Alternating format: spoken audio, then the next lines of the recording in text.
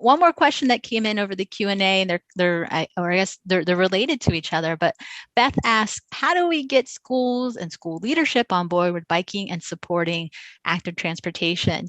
And so we've all seen that, right? The quote unquote carpool line, which is really just the driver dropping off kids and contributing to a lot of neighborhood traffic. But any recommendations of how to get the principal on board? What do you do? Do you have to be a parent of the school? Can I just go knock on someone's door? Well, this day and with COVID right now, most schools don't want you to come in at all if they're in session. So be careful where you go. But no two schools are the same, and no two school situations are the same. So that's a hard, broad question. I have a hard time answering that, but I'm happy to talk individually if somebody wants to reach out. But also, I think one of the key things is showing the principal, who has so many things on their plate. The administrators do, especially right now, whether they're juggling virtual education or whatever it is.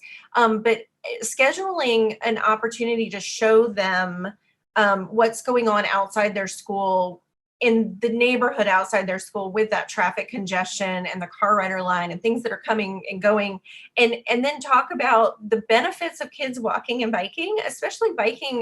Kids that exercise in the morning get to school, there are fewer behavior problems, they do better academically. There's so many reasons for kids to be physically active, especially first thing in the morning, and that trip to school is a perfect opportunity for them to get there. So touting the congestion benefits, the benefits with kids that ride bikes or walk to school are typically not tardy.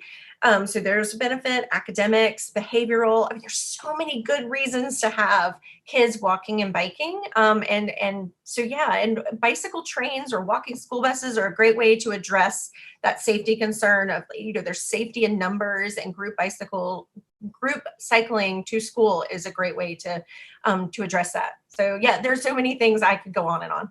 Yeah, David, do you want to add? Yeah, I would just add that, I've got all these great advantages because my school's a mile away. But if I was 6 miles away, I would just drive to appropriate distance, like a mile away, put the bikes in the car, then we just bike from there. Anyone can do it if you want to, once you're comfortable. Like someone said earlier, you have to be comfortable yourself on the bicycle. And there's so many, riding a bike is not, you can get up to speed pretty quickly. You can shake that rust off. But there's no better way to start the day. I mean, for those kids to hop on their bike, just we all know that feeling. I mean, it's awesome. So even if you're a long ways from the school, or there's some intersections that just aren't comfortable to cross, you can just throw the bikes in the car and then drive to a suitable distance, and they'll still get that benefit. Sometimes kids are in extended day programs and so forth, so they can't bike home. My kids, if we're not able to bike them home, maybe they've got, they got to go somewhere right after school, doctor's appointment or something, we'll just, pick up the bike later that night. So, yeah. But to get them to start their day on the bike, it's awesome. Great. Well, thank you, all of you, for the folks who participated and asked questions, and all of our guests today. Brett, Patty, and David, you guys are awesome. I personally feel a little bit more empowered and educated to wrangle my 9-year-old and 6-year-old to get them out more and do what I can to make the world a better place. So thank you all for joining us. Again, this was hosted by the Florida Bicycle Association. You can learn more about us at www.floridabicycle.org.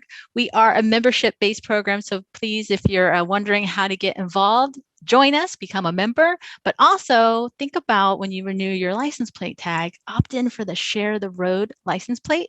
That actually helps fund not only Florida Bicycle Association, but also Bike Florida. So thank you so much for joining us. Have a great rest of the day.